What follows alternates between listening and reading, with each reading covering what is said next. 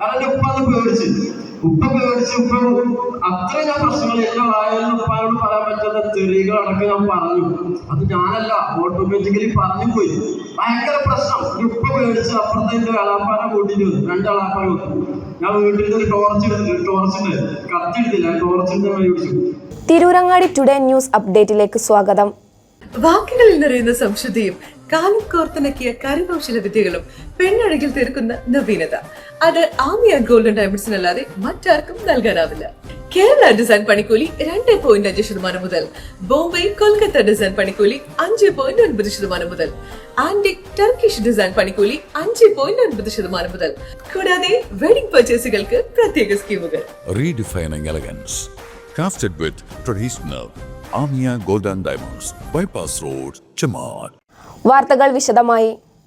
Kundoor PMST arts and science college NSS യൂണിറ്റിന്റെ നേതൃത്വത്തിൽ നന്നമ്പ്ര പഞ്ചായത്ത് ജനകീയ കൂട്ടായ്മയുമായി സഹകരിച്ച ലഹരിക്കെതിരെ ലൈഫ് ഈസ് ബ്യൂട്ടിഫുൾ എന്ന ജനജാഗ്രതാ സദസ്സ് സംഘടിപ്പിച്ചു. College principal professor K. Ibrahim അധ്യക്ഷനായ പരിപാടിയുടെ ഉദ്ഘാടനം താനൂർ DYSP P. പ്രമോദ് നിർവഹിച്ചു.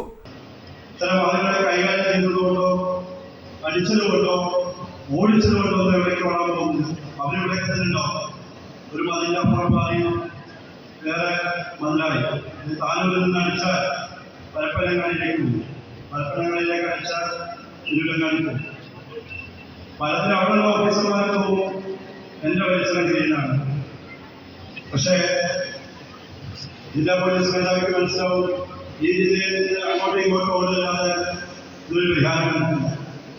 അപ്പോൾ ശാസ്ത്രമായ പരിഹാരം എന്നുള്ളത് വളരെ തുറന്ന ചർച്ചയാണ്. എന്തുകൊണ്ട് ഇത്തരം പ്രശ്നങ്ങളിൽ നമ്മൾ പോയിപ്പെടുന്നു, എന്തുകൊണ്ട് നമുക്ക് പ്രൊഫഷണലും സയന്റിഫിക്കുമായിട്ടുള്ള വിഷയങ്ങളെ സമീപിക്കാൻ പറ്റുന്നില്ല, അത്തരം വ്യക്തികളെ കണ്ടു കഴിഞ്ഞാൽ എങ്ങനെ നമുക്ക് അവരെ കൺവേർട്ട് ചെയ്യാൻ പറ്റും. ഇപ്പോൾ കേസ് പിടിക്കുന്ന സമയത്ത് അവരൊക്കെ ഭയങ്കര പോസിറ്റീവാണ്, ഭയങ്കര അക്രമങ്ങൾ കാണിക്കുന്നു, വെല്ലുവിളിക്കുന്നു.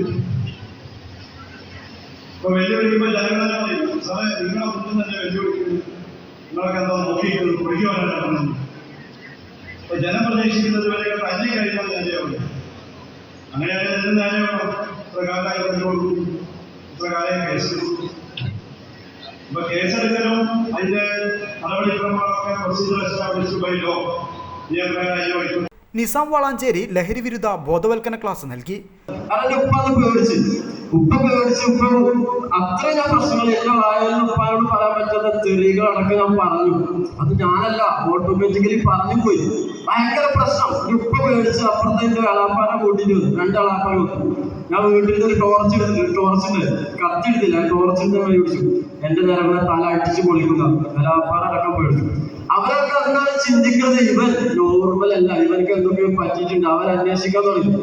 അപ്പോഴാണ് അന്വേഷിക്കുമ്പോഴാണ് അറിയുന്നത് എന്റെ മകൻ MDM, എന്റെ കാർമല മകൻ MDM ആണെന്ന് അവരൊക്കെ പറച്ചിൽ തുടങ്ങി. അന്നാണ് അവരൊക്കെ സത്യത്തിൽ അറിയുന്നത്. പക്ഷെ എന്നോട് ചോദിക്കും ഈ ഇങ്ങനെ ഉണ്ടോ? ഇല്ല. ഏത് പടച്ചോനെ വെച്ചപ്പോ അപ്പൊ നമ്മള് സത്യം ചെയ്യും. അതാണ് നമ്മുടെ വാക്കിൽ സ്ഥിരത ഉണ്ടാവില്ല. നമ്മൾ എത്രത്തോളം കള്ളം പറയും അതൊക്കെ ചെയ്യും. നമ്മള് ഈ സാധനം തൊട്ട് കഴിഞ്ഞാൽ നമ്മളെ ജീവിതം നശിപ്പിച്ചു എന്നാണ്.